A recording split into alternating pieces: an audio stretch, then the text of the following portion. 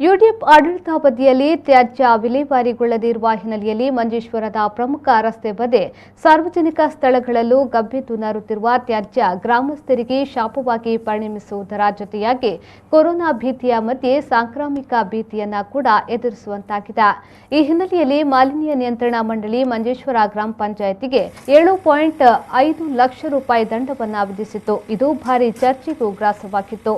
ಕಳೆದ ಸಲದ ಆಡಳಿತಾವಧಿಯ ಜನಪ್ರತಿನಿಧಿಗಳೇ ಈ ವೆಚ್ಚವನ್ನ ಭರಿಸಬೇಕೆಂಬ ಪ್ರಬಲವಾದ ಧ್ವನಿ ಸಾರ್ವಜನಿಕ ವಲಯದಿಂದ ಕೇಳಿಬರುತ್ತಿತ್ತು. ಆದರೆ ನೂತನವಾಗಿ ಆಡಳಿತಕ್ಕೇರಿದ ಸ್ವತಂತ್ರ ಅಭ್ಯರ್ಥಿ ಜೀನ್ ಲವಿನಾ ಮೊಂತೇರು ಅಧ್ಯಕ್ಷೆಯಾದ ಆಡಳಿತ ಸಮಿತಿ ತುರ್ತು ಸಭೆ ಸೇರಿ ಜನಸಾಮಾನ್ಯರು ಕಟ್ಟುತ್ತಿರುವ ತೆರಿಗೆಯ ಹಣ ಈ ರೀತಿ ಪೋಲಾಗಬಾರದೆಂಬ ಉದ್ದೇಶದಿಂದ ಶೀಘ್ರವೇ ತ್ಯಾಜ್ಯ ವಿಲೇವಾರಿಗೊಂದು ಪರ್ಯಾಯ ವ್ಯವಸ್ಥೆಯನ್ನ ರೂಪಿಸಿದ್ದಾರೆ.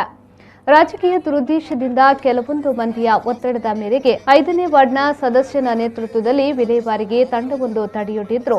ಅದನ್ನು ಲೆಕ್ಕಿಸದೆ ಪಂಚಾಯತ್ ಅಧ್ಯಕ್ಷೆ ಹೆಜ್ಜೆಯನ್ನ ಹಿಂದಕ್ಕೆಡದೆ ಪೊಲೀಸರ ಸಹಾಯದೊಂದಿಗೆ 6ನೇ ವಾರ್ಡ್ನ ಪಂಚಾಯತ್ ಅನ್ನ ಖರೀದಿಸಿದ ಸ್ಥಳದಲ್ಲಿ ತ್ಯಾಜ್ಯ ಸಂಸ್ಕರಣೆ ನಡೆಸಿದ್ದಾರೆ.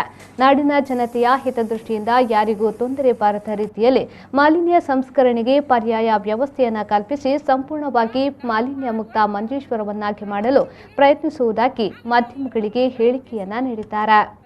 ನೋಡಿ ಇದನ್ನು ಮಾಡಿದ್ದೆ ಇದಕ್ಕೋಸ್ಕರವೇ ಇವರೇ ಮೆಂಬರ್ ಆಗಿದ್ರು. ಅವರಿಗೆ ಗೊತ್ತಿರ್ಲಿಲ್ವಾ ಅವಾಗ?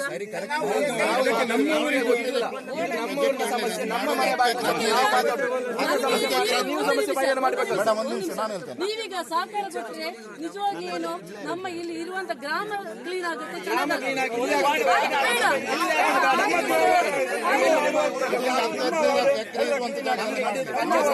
ಇಲ್ಲಿ ವಾದ ಆಗುದಿಲ್ಲ ಸರ್. ನಿಮಗೆ ಎಷ್ಟು